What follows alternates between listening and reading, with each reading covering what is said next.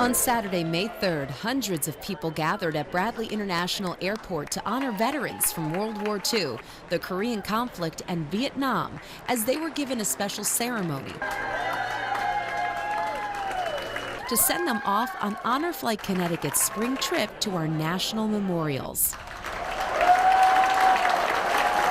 The emotion and respect for those who served and didn't receive this when they came home from their conflict, especially Vietnam, was palpable. Connecticut's highest-ranking military officer in the armed forces, Major General Francis Yvonne Jr., addressed the veterans before takeoff. This has become a tradition every year, at least twice a year. This is the most emotional and significant event that I attend all year. It's just a true honor to be able to give these service members, regardless of when they served, the respect that they deserve. I was a sergeant in the United States Air Force. Veteran Phil Pacina is on the waiting list for the next flight, but came to show his support with his friends and why this is so important. When I came home in 1969, my sergeant told me that don't wear a uniform because we were respected. Today we're respected as veterans as we should have been. Veterans and lifelong friends who all served during the Vietnam era.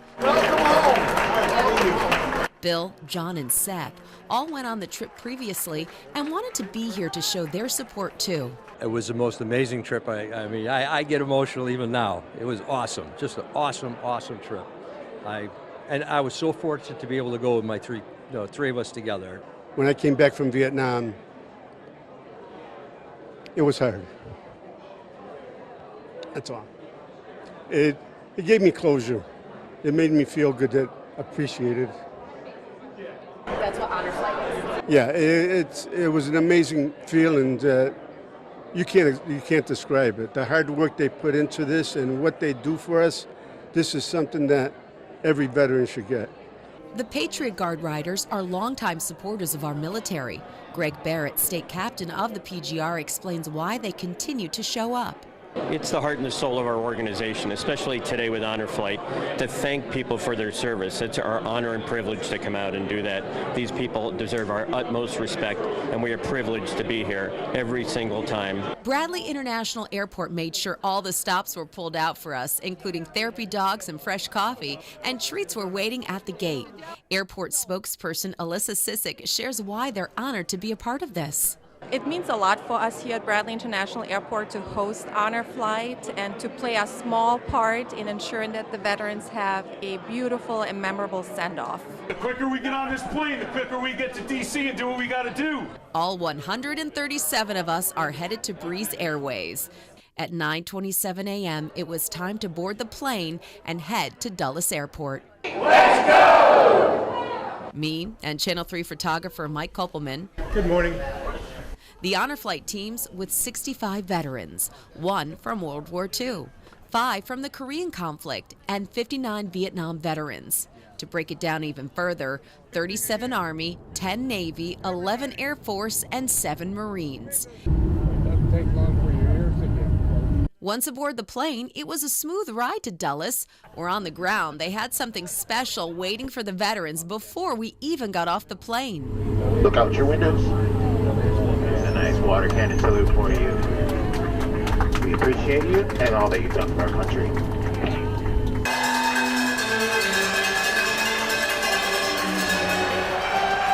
At the airport, a school band and groups of people welcomed the veterans as we boarded our buses to begin our day.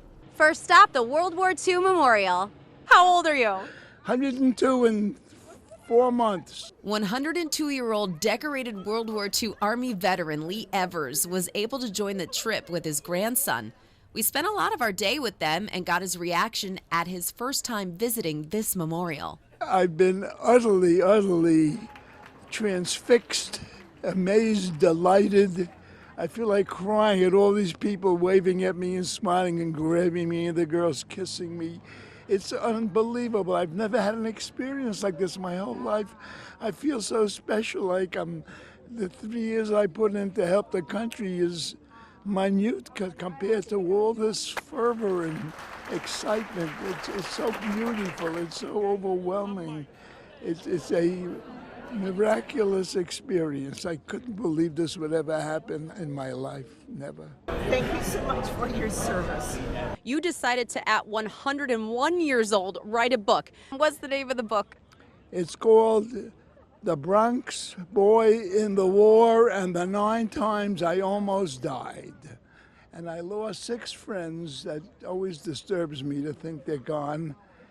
And today has been beautiful, just unbelievable. We had 14 million men in the U.S. Army in the war, in World War II. We lost 400,000 of them, sadly. But today, 100 years, 80 years later, to be honored this way is so beautiful. It makes me feel special, like it was worth the price I had to pay. Can I hug you? The most beautiful thing is being given affection and emotion because you're so desperate for it. All right, you guys say Honor Flight. 3, 2, 1. Honor Flight. 3, 2, 1.